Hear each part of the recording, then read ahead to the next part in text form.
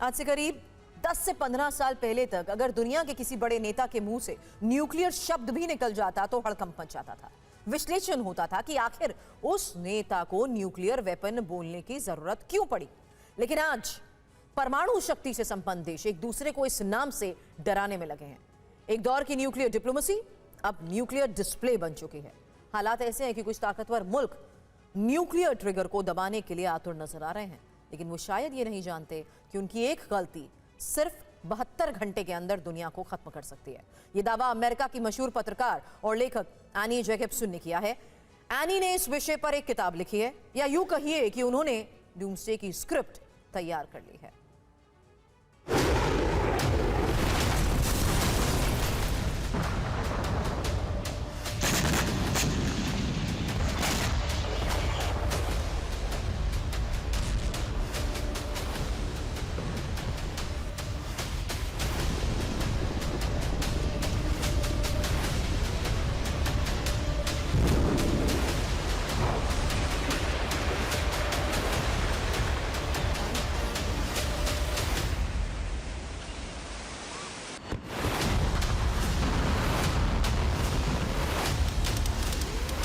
सोलह जुलाई 1945, new Mexico, America.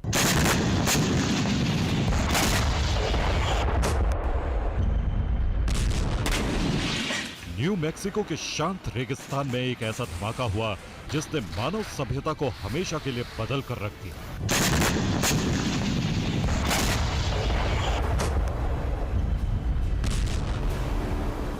यह दुनिया का पहला परमाणु परीक्षण जिसे अमेरिका ने नाम दिया था ट्रिनिटी टेस्ट।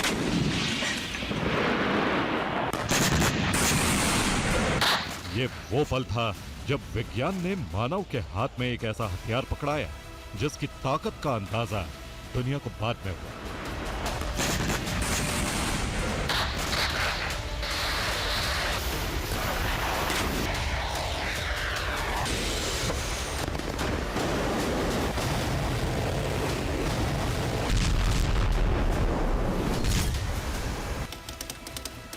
अगस्त 1945, हिरोशिमा, जापान।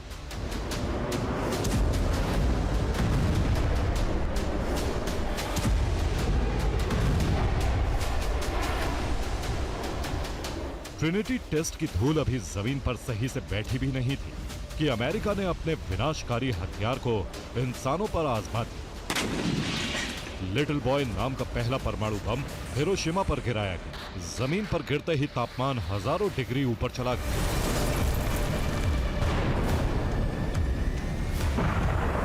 पूरा शहर पिघलने लगा और हजारों लोग कुछ ही सेकंडों में खत्म हो गए। इसी दिन से दुनिया में परमाणु युग की असली शुरुआत हुई।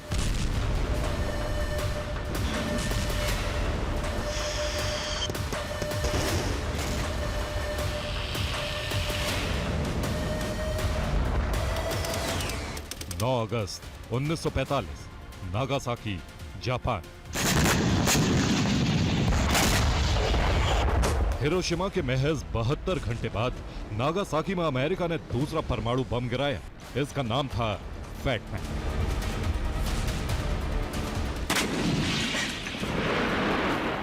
ये पहले वाले बम से ज्यादा विध्वंसकारी था। जब दो शहर खत्म हो गए तो लोगों को एहसास हुआ कि न्यूक्लियर हथियार किसी युद्ध का नहीं बल्कि सभ्यता के अंत का प्रतीक।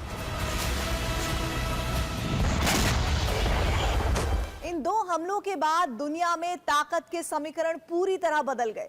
हर देश ने सोचा कि परमाणु हथियार ही असली ताकत है, लिहाजा परीक्षणों की होड़ चल पड़ी। इतिहास को बारीकी से देखेंगे तो पता चलेगा कि हर बार जब किसी देश ने परमाणु हथियार बनाया तो उसका जवाब देने के लिए दूसरे देशों ने भी वैसे ही हथियार तैयार किए।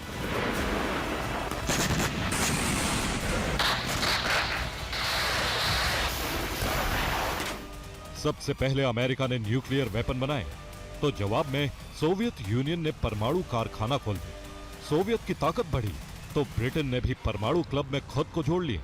ब्रिटेन की न्यूक्लियर क्षमता ने फ्रांस की चिंता बढ़ाई और फ्रांस भी इस तकनीक का मालिक बन गया। फिर यूरोप में चल रही न्यूक्लियर रेस एशिया तक पहुंची। चीन ने अपना पहला परमाणु परीक्षण कर दुनिया को चौंका दिया। चीन के दबदबे का जवाब सबसे पहले भारत ने दिया। 1974 में स्माइलिंग बुद्धा टेस्ट और 1998 के पोखरण परमाणु परीक्षणों के साथ भारत के बाद पाकिस्तान ने चोरी की तकनीक से अपनी न्यूक्लियर क्षमता हासिल कर ली।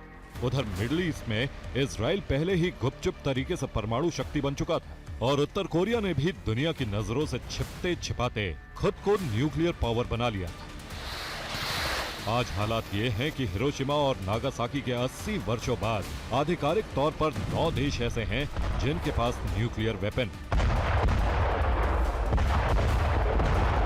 इन 9 देशों के पास जितने परमाणु हथियार हैं, उनसे इस पृथ्वी को 1, 2 या 3 बार नहीं बल्कि 12 बार मिटाया जा सकता है।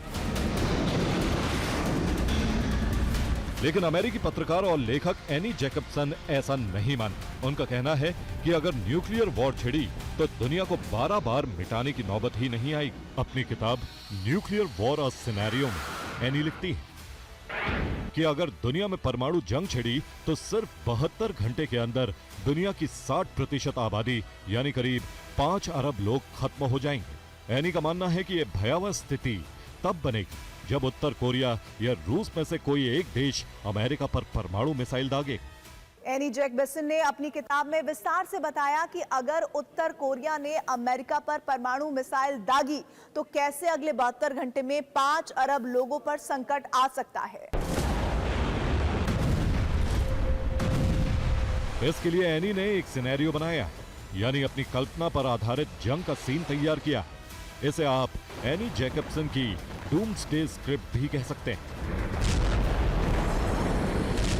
एनी के मुताबिक अगर उत्तर कोरिया अमेरिका के वॉशिंगटन और कैलिफोर्निया को निशाना बनाते हुए 2 परमाणु मिसाइलें दागता है तो अमेरिका के तमाम सैटेलाइट, रडार और डिफेंस सिस्टम एक्टिवेट हो जाएंगे।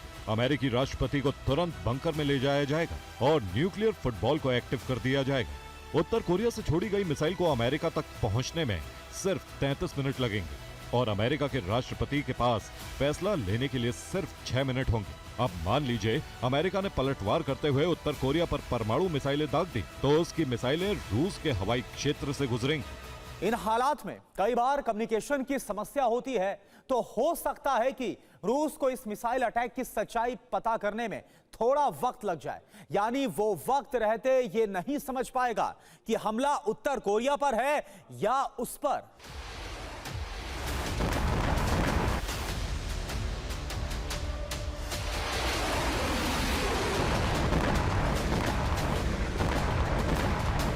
और ऐसी स्थिति में रूस को खुद के बचाव के लिए अमेरिका पर परमाणु मिसाइल दागनी पड़ेगी।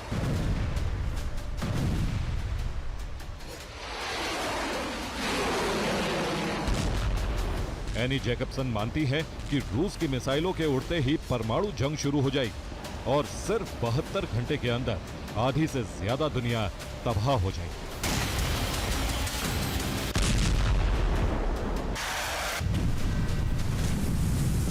एनी के न्यूक्लियर सिनेरियो में जो लोग बच जाएंगे वो बाद में न्यूक्लियर विंटर से मारे जाएंगे।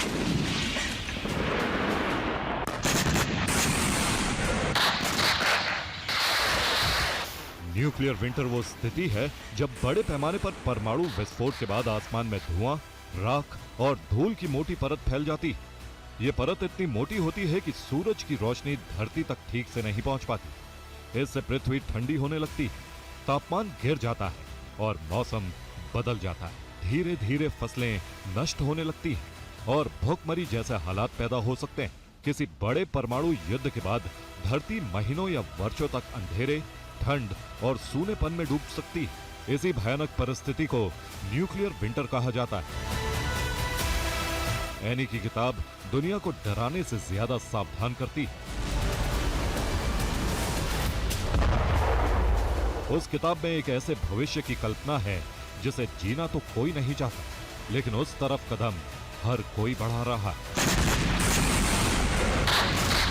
Bureau report, TV9, Bharat.